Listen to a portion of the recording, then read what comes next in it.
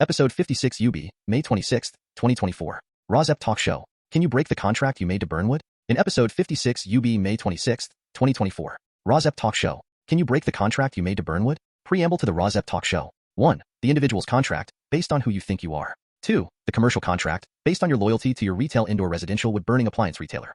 3. The industrial contract, based on the top-down replacement of industrial coal burning plants with industrial wood burning plants. May 26, 2024. Residents Against Wood Smoke Emission Particulates, RAWSEP, Talk Show. Can you break the contract you made to Burnwood? Moderator, Larry the Litigator. Roundtable panel, Indy Ian, Con Carl, King Carl, Storefront Stan, Mr. Draco, and the audience wearing protective ski goggles. Preamble to the RAWSEP Talk Show. 1. The individual's contract, based on who you think you are, one indoor residential wood burner among other indoor residential wood burners. New York Times, opinion, May 16, 2024.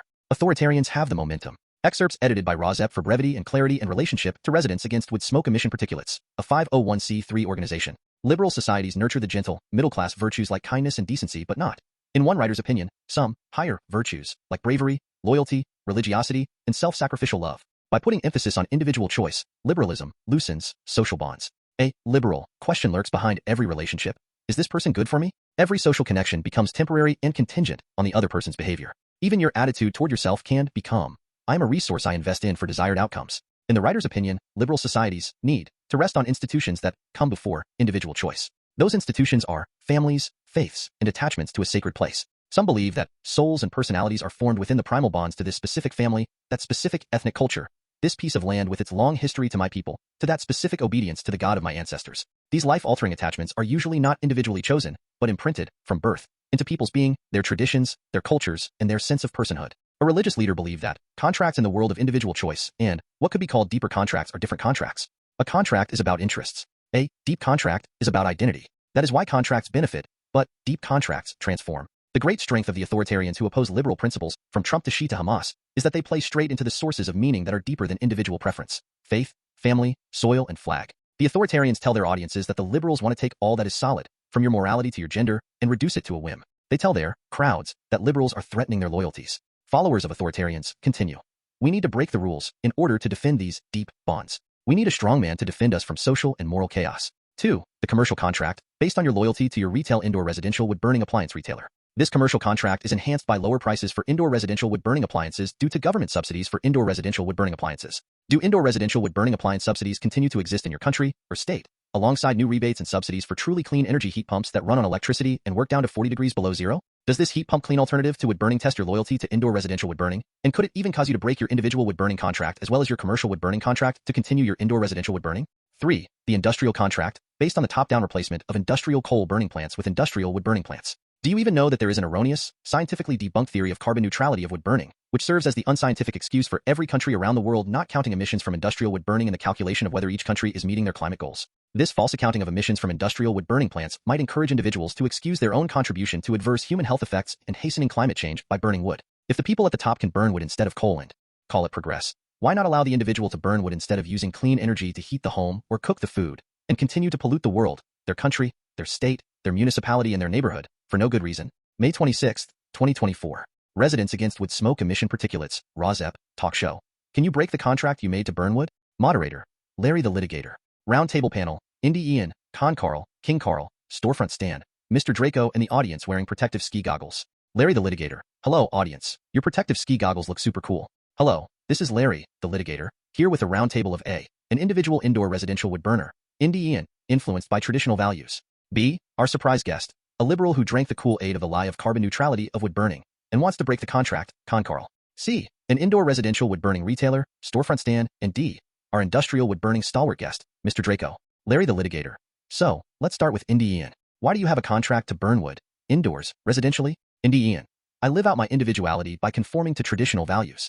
My grandfather burned wood, and when his wife, my grandmother, threw him out for endangering the lives of her and their children, he ended up on a mountaintop, alone but defiant, a symbol of resistance and purity in all areas but air pollution. My father burned wood, in imitation of my grandfather, when he was old enough to move away from his mother and marry, and each of his wives endured the smoke until they couldn't bear it any longer. He was married 7 times, and his current wife, Henrietta VIII, has a chronic cough and won't last much longer, but his current and ex-marriage group is solid, consisting of 9 members, a record in our family of imposing traditional wood-burning pollution on the many. I have this burning feeling that I must keep my wood-burning contract. It is almost unspoken, almost mystical. Larry the Litigator. Now Con Carl. Carl, why do you have a contract to burn wood?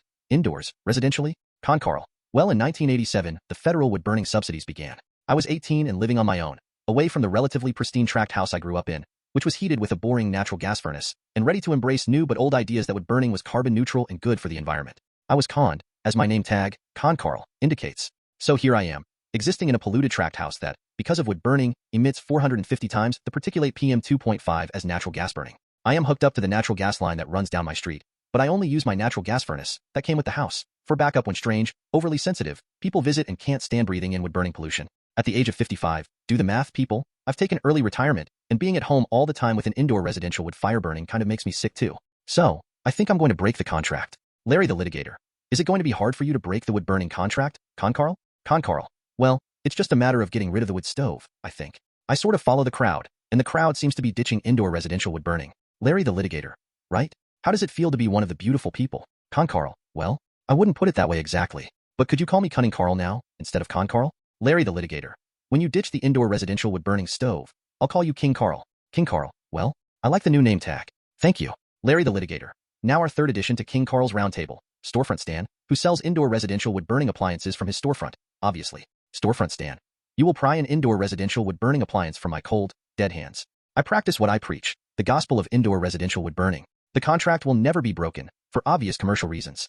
The government offers subsidies every time a sucker buys one of these highly polluting indoor residential wood stoves. The buyers comfort themselves by saying that the stoves are the cleanest burning indoor residential wood stoves available, but the statistic that wood burning emits 2.8 times the CO2 and PM 2.5 as the fossil fuel coal burning, and the statistic that wood burning emits 450 times the PM 2.5 as the fossil fuel natural gas burning, are both based on statistics from testing the cleanest burning indoor residential wood burning appliance in the United Kingdom, the EcoStove. We're not even talking about wood stoves with worse emissions here. If a customer wants to fool themselves that indoor residential wood burning is clean and good for the environment, I am not the one to talk turkey and disillusion them. I use the pattern I've always used to sell indoor residential wood stoves, no matter what the actual facts are. Larry the Litigator. So, you will never break the wood burning contract, Storefront Stan? Storefront Stan. Unless I stop making money, hand over fist, for selling indoor residential wood burning stoves. And that won't happen soon. Larry the Litigator. We go on to the fourth member of our round table, Mr. Draco. I'm trembling in fear in your presence. You represent so much power. Mr. Draco, none of those large-scale carbon emissions from my wood burning power plant are counted toward meeting or not meeting my foreign country's climate goals. I'm an invisible but powerful commercial presence, because I also receive renewable energy subsidies from my foreign country. My company would go bankrupt in a flash if I did not receive those subsidies. My foreign country scrimps and saves in other vital government areas to provide those subsidies. I am very important. I will not break my contract or allow the government to break the contract. The contract is almost mystical. Larry the Litigator. Mr. Draco, you live in a foreign country that I will refer to as the foreign country. I'm using a few selected excerpts from a July 31st, 2023, online article here, titled, "The Foreign Country's Largest Single Source of CO2 Emissions is a Wood-Burning Power Station." Excerpts edited by RAWSEP for brevity and clarity in relationship to Residents Against Wood Smoke Emission Particulates, a 501c3 nonprofit organization. Mr. Draco's wood-burning power station is the foreign country's largest source of CO2 emissions at 12.1 million tons in 2022. This is significantly greater than any other single foreign country power station, including coal and gas. Mr. Draco's plant is by far the largest single CO2 emitter in the foreign country power sector, accounting for over double the amount of CO2 emissions of the second largest emitter, alias Mr. Rose, gas power station, with 5.3 million tons CO2 emissions. Mr. Draco's emissions are also more than double, alias Mr. Port's, Steelworks, the largest industry emitter, which had 5.7 million tons of CO2 emissions in 2022. Burning wood is now the foreign country electricity sector's second largest CO2 emitter after fossil gas, although woody biomass generated less than 5% of power in 2022 but accounted for at least 20% of the foreign country power sector emissions. This is because wood has to be burned in higher volumes than fossil fuels to produce the same amount of energy. Mr. Draco's biomass plant accounts for most of the foreign country's power generated from wood burning. The foreign country's largest single source of greenhouse gases is a government-backed project that receives hundreds of millions in energy bill payer funding every year. In 2022, received an estimated £617 million in public subsidy from the foreign country's energy bill payers. Mr. Draco, why would I break a wood-burning contract where I receive £617 million or more a year in subsidies? It's the foreign country's contract to break. The foreign country accepted that I created only 5% of their power and created at least 20% of their carbon emissions, and they would never dare break the wood-burning contract. Larry the Litigator, with only medical and scientific evidence that wood burning emits 90% PM 2.5, which is particulate matter of 2.5 micrometer size, the perfect size to infiltrate the human lung, setting off a cascade of human health problems and early death. I don't know if I have a case for shutting you down, Mr. Draco. Larry the Litigator.